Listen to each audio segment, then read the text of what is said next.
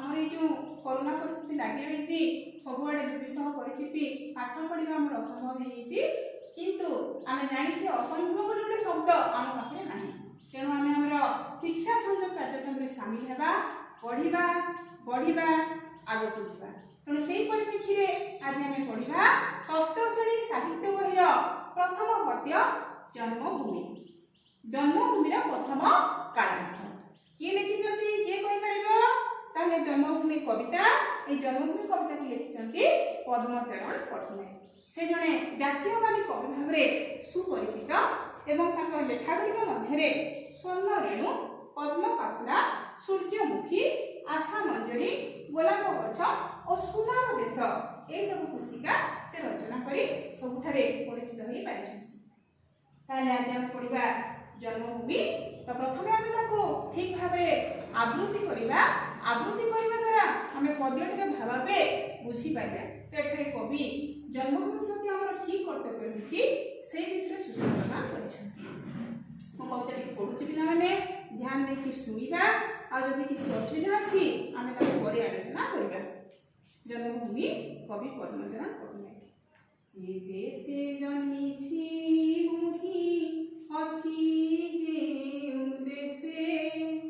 जे देशर वायु बहे निश्वासे प्रश्वासे जे देशर रवि ताप किरण भितरे तृषा मेटे जे देशर दीर्घ स्वच्छ जले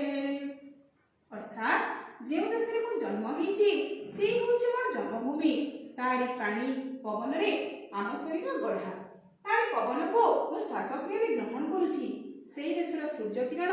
मु ग्रहण करी छोटरू बड़ होईछि एवं तारी झरणार पानी पी मोर शोष निवारण करुछि जार फल शस्ये करे जीवन धारण जार पक्षे सदा सुखे करे विचरण सेही मोर जन्मभूमि जननी समान धरा तले काहि अछि ता समान स्थान तेणु से जन्मभूमिर फल शस्य खाई मु जीवन धारण करुछि कारण जीवन धारण करने खाद्य हूँ एक मौलिक आवश्यकता तार बक्षरे मु छोटरू बड़ हो चलाबुला करुछि सुख शांति पाउछि तेणु से मोर जन्मभूमि आम माँ सामान कहीं तुलनीय हो पारे नहीं तार समान स्थान सारा पृथ्वी में कौन सी जगह नहीं जे देशे अछंती मोर प्रिय परिवार दयामय पिता पुणी जननी मोहर स्नेहर पितुला भाई भौणी सकले शोभंती फुटिला फूल परी मोर घरे ताले से जन्मभूमि मोर प्रिय परिवार अच्छी से प्रिय परिवार किए रहती मोर दयामय पिता मोर स्नेहर जननी मोर भाई भौणी समस्ते से परिवार रहती आम समस्ते मिलमिशि गोटे फूल परी फूलर जमी बास्ना अच्छी आम भीतर से स्नेह अच्छी जे देशे खेलर साथी प्रिय बंधुगण साजी रही जेन्हे नंदन कानन सेही मोर जन्मभूमि जननी समान धरा तले काहि अछि ता समान स्थान जे देश मोर सांगसाथी मैंने छोटू बड़ होती से देश हूँ मोर प्रिय जन्मभूमि एवं तार परि स्थान आउ सारा पृथ्वी में कौन स्थान में नहीं मोर जन्मभूमि हूँ पृथ्वी श्रेष्ठ स्थान जे देशर गिरी नदी केते शोभा धरे खणी मध्य शोभे मणि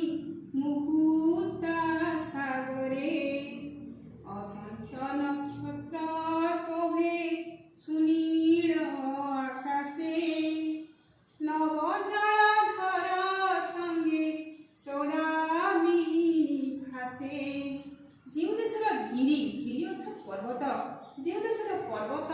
नदी सुनील आकाश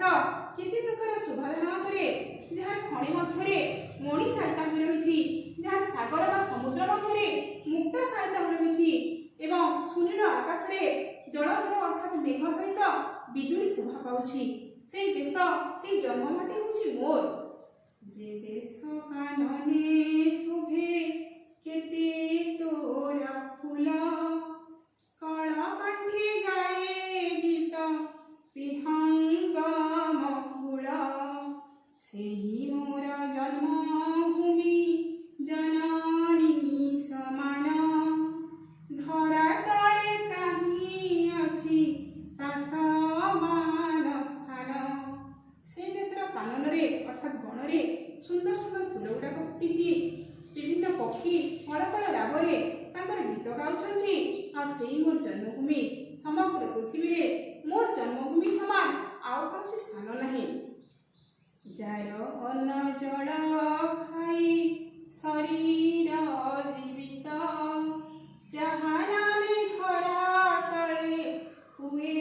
ପରିଚିତ ଯାହାର ଗୌରବେ କେତେ ସୁଖର ଉଦୟ ଯାହାର ପତନେ ହୁଏ ପତନ ନିଶ୍ଚୟ ତେଣୁ ଏଠାରେ କବି ସନ୍ଦେଶ ଦେଇଛନ୍ତି ଯେ ଜନ୍ମଭୂମିର ଯଦି ପତନ ହେଲା ତାହେଲେ ଜନ୍ମଭୂମିରେ ବାସ କରୁଥିବା ପ୍ରତ୍ୟେକ ବ୍ୟକ୍ତିଙ୍କର ପତନ